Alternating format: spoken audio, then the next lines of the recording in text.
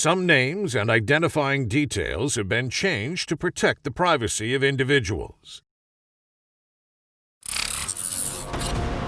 Over 10 years ago, Jennifer Poole disappeared on April 29, 2010. She was last seen in her cottage apartment, which is located in her landlord's backyard in Bayshore, New York. Whoever did it, he knows, and he played a hand in it to make it disappear. Jennifer faced many challenges to keep moving forward in life, but is this a case of unfortunate circumstance?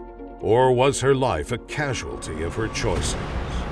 Can you tell me if she's dead by the blood you found in the apartment? We went to the house. It was a crime scene. What happened after Jennifer Poole went missing on Long Island?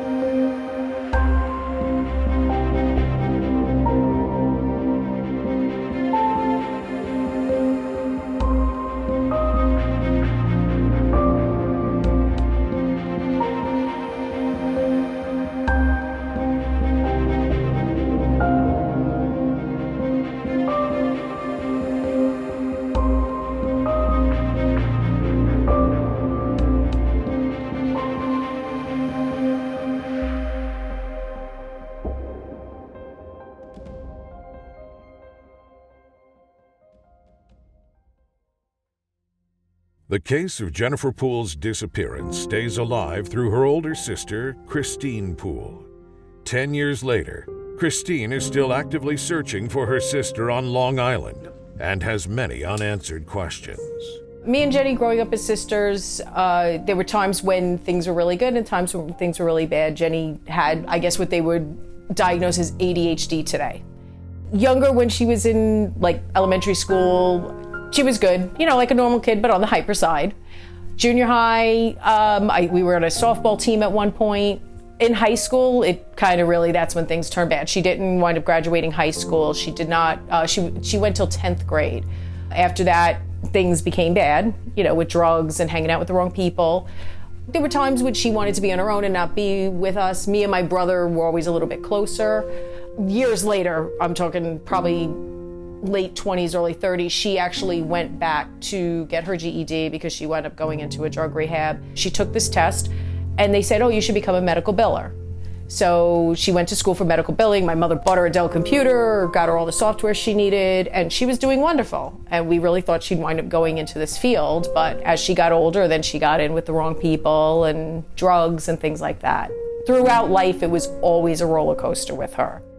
As time passed, Jennifer distanced herself from her family and grew closer to people who enabled her addictions, such as drug use. Echo's Path stated Jennifer went to rehab twice. It was a turmoil time growing up, I will say. It wasn't an easy time, but my brother and I kind of went the route of we'll just go to our rooms and or kind of safe place, I guess you could say, where she would be confrontational and things like that, and she wanted what she wanted. So me and my brother had a different outlook, I guess you could say, on it than she did. One time she called my house and she left something on the answer machine that she took too much Suboxone and she couldn't see for a few hours, because that's one of the side effects if you take too much. It was sad. Anything I guess she could get her hands on, she would do. Joey Trax, also known as Jennifer's ex-boyfriend, was featured on the Discarded podcast by Lynn Marie. He stopped living with her a couple weeks before the disappearance, but still loves her to this day. I was driving down Suffolk Avenue, and she came out of 7-Eleven, and she was walking down the street. I guess that's where her mom lives. Yeah. And I thought she looked really friggin' hot, So I pull over, and I asked her, can I give you a ride, Ben? I mean, you're too pretty to be out here. And you know how bubbly she is, and she jumped in, hey, you want to hang out? I said, yeah, I'd love to, And we just got a room, and pretty much she invited me to Bruce's house. I heard his name on and off, but I never really knew him until after Jenny went missing. I went to his house and to talk to him about things, and he had a a ring, and he kept wanting to give it to me. This is the ring I was going to give Jenny. This was the ring I was going to give Jenny. And at the time I was there, he was like beat up. He said he was hanging out with some people and he wound up getting beat up.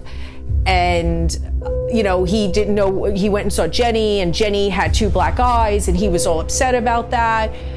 That was probably 90% of the interaction I've had with him.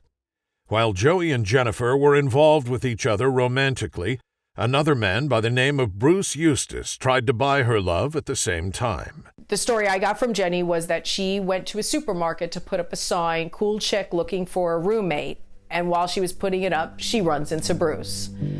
Bruce was a trust fund baby, had a lot of money, lived in, I guess it's South Oyster Bay, just a little north of Huntington. So she wound up moving in with him. At this point, too, we really hadn't seen Jenny for a little while because she was on one of her benders and took off. So this was all of a sudden, you know, she's getting in contact with us again. I have a house.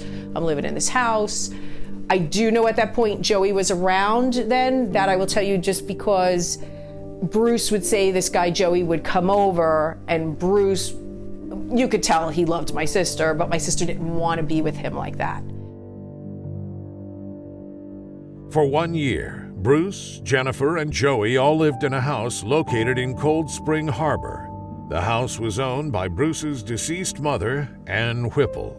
Andrew Rich, the trustee of Mrs. Whipple's testamentary trust, sued Jennifer Poole in 2009 for being a squatter and/or intruder. In the court case, Jennifer is referred to as Bruce's girlfriend. According to Justia U.S. law, the court finds her to be a girlfriend paramour who does not maintain a landlord-tenant relationship with Mr. Eustis or the trustee. They wound up getting evicted from the house eventually. There was a court case against Bruce's trust that Bruce wound up losing everything. He wound up losing his house. They took all his furniture, threw it to the curb. His mom's urn was in the house. That's gone. At that point, I don't know how he met up with Barbara, who was a real estate agent. Was up in Northport, but somehow they hooked up. She had an apartment in her house, but it was for one person. So Bruce wound up moving into there. Barbara said, I have a brother that has an apartment at his house, and that's how Jenny wound up moving down there. Bruce was paying for the apartment for her to live down there. I don't think that Bruce forced her to stay high. That wouldn't be my opinion. I think she stayed high because she was privy to it all, you know, and he contributed it too. So if you want to take it that way, yes, but I don't see it as, oh, he forced her to do drugs because she's going to stay with me. That I do not say. I do agree that he gave her everything she wanted so she'd stay.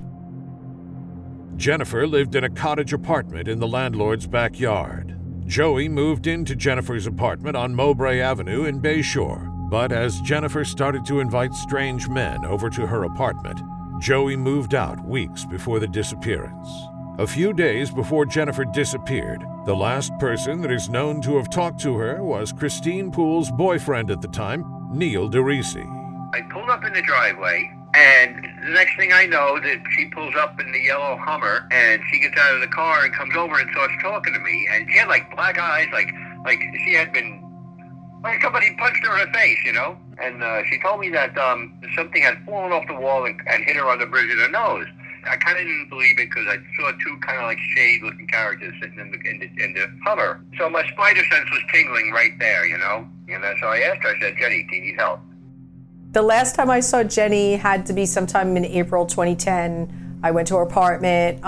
It was near my job, and she would call me up and ask me to come over and have lunch or whatever. I'd go to her apartment.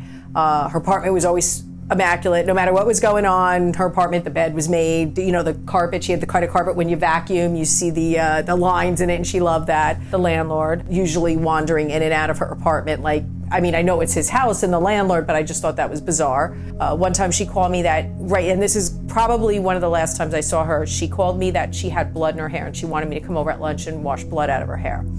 So I get there and she had like this big gouge in her head. And I'm like, what happened? What happened? Oh, I don't know. You know, so I don't know if she knew what happened and wouldn't tell me, or if she was doing drugs and she just didn't know what happened. I think the landlord knows. I don't think he did the total deed. But whoever did it, he knows. And he played a hand in it to make it disappear. The girl that I work with says to me, there's somebody named Tom out front for you. She's like, he knows your sister. So I'm like, okay. So I go out to the counter and he's over on the side and he's kind of like leaning against the wall, looking down, won't look at me. And he's like, I got to talk to you about your sister. And I'm like, okay. So we go out in the hallway and he's up against the wall and he's, all kind of like with his hands, very agitated, I guess you could say. Won't look at me. Would look up every once in a while and he's like, I haven't seen your sister in weeks. I haven't seen her. And I'm like, you haven't seen my sister in weeks? Why? What's going on? Oh, she disappeared. Does she do this? And I go, yeah, she's done it. So I wind up giving him my card. He gives me his card. And I said, I'll be in touch. We'll get in touch with each other. The family of Jennifer Poole says they haven't heard from her since April of 2010 when she was 38. She was last seen in Bayshore, New York, where she lived at the time. Her purse and other belongings were also missing. 3 hours before the police arrived, Christine noticed the landlord packing up Jennifer's belongings. Is there packing up my sister's stuff. He has the dresser that was there. He's putting her stuff into bags. I see all the sheets and blankets are off the bed. They're in a big black bag in front of her dresser. He's in there just packing up. Like, I know she ain't coming back. So I'm waiting, hanging out. Police come at last. The officer walks through the whole place with me, sees what's going on. The officer was standing there. Next to him was a huge black plastic bag, and you could see it was the comforter from my sister's bed. I'll never forget, he hit the top of the bag, and he said to me, he's like, you don't touch anything in here. Everybody needs to get out. So we all leave. We get in the cars, and the phone rings, and it's the detectives, Suffolk County detectives. So they say to me, they're asking me questions. Did you just leave with the officer? He told you not to go in there, blah, blah, blah. So we go through just a few questions, and all of a sudden I mention that there is blood splatter in the place. And the detective says to me, blood splatter? And I'm like, yeah. He goes, let me call you back. Hangs up the phone. He says, we're sending crime scene down there right now. So now, you have to remember now, this is like 3 hours later.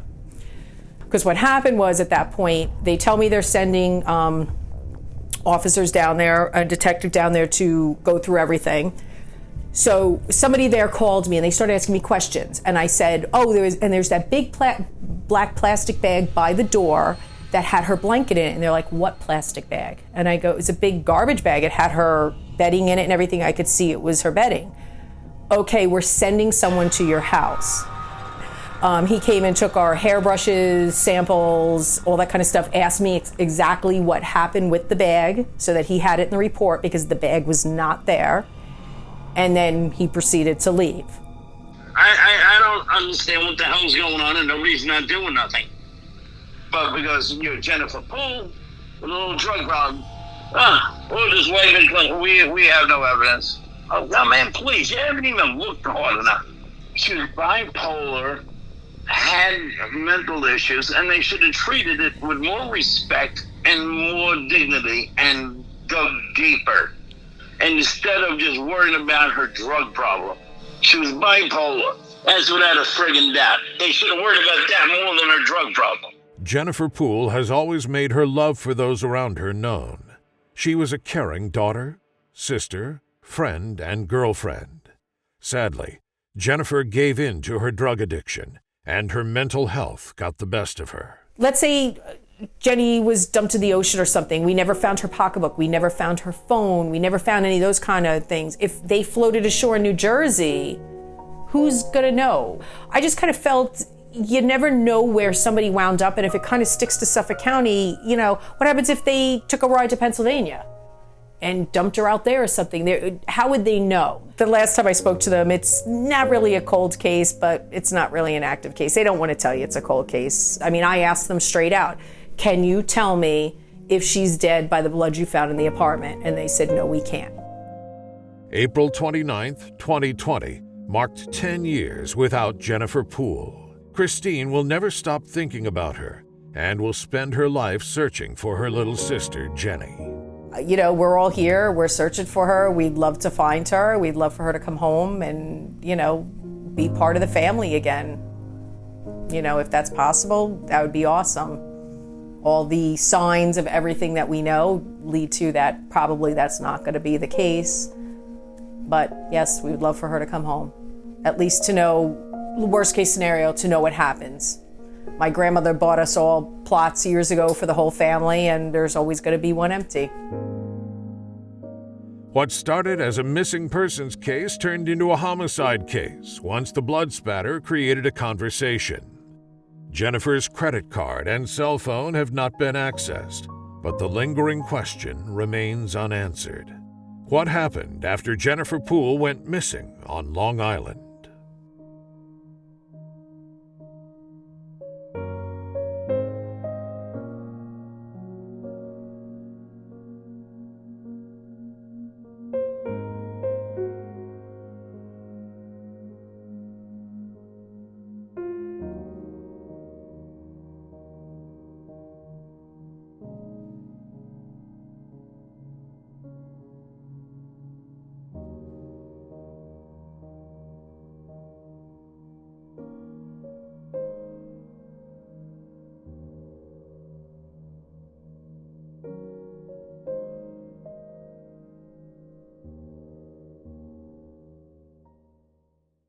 Remember to like, comment, and subscribe to Ms. T Talk. If you know of someone missing on Long Island and want to share their story, message us on Facebook or Instagram.